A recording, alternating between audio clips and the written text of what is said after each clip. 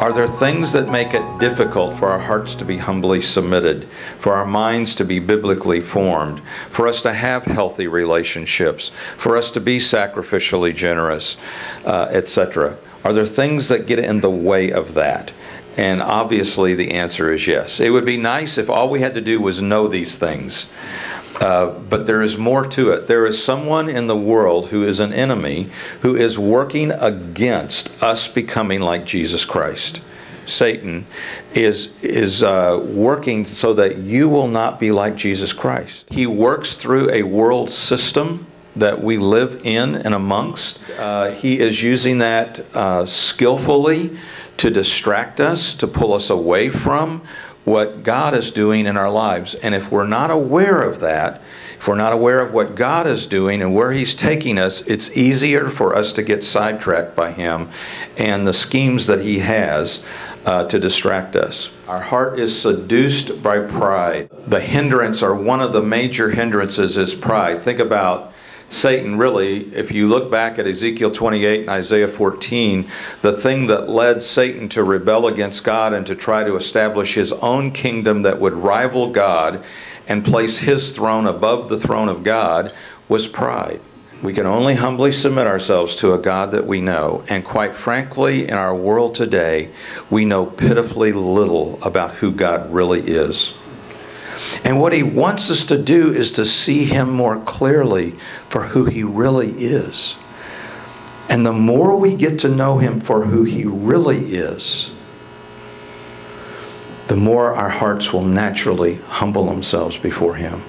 We will fall on our knees before Him. The most often quoted passage, I think it's 5 times it's quoted in the Bible. God is opposed to the proud, but gives grace to the humble. I mentioned James 4:6 there.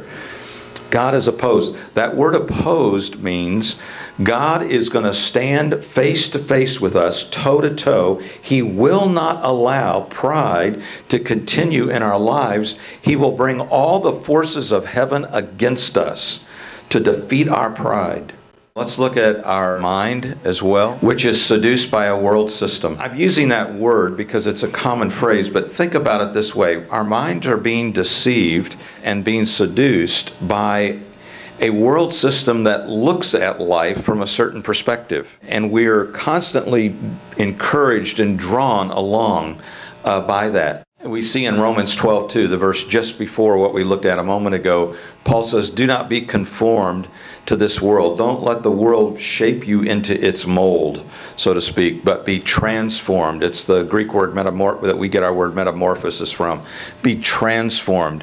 Go through this metamorphic process by the renewing of your mind. Be changed from what you are, what you have been, what you've been taught, by the renewing of your mind. Our minds are something that God has given us that is very impactful in the rest of our lives.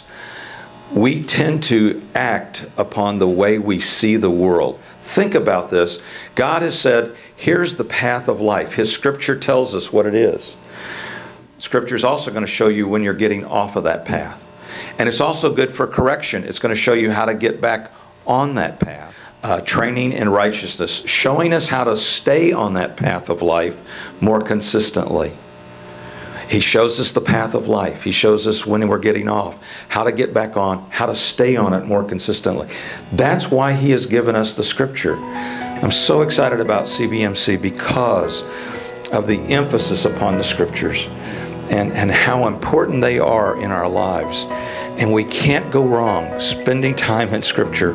It's going to help us.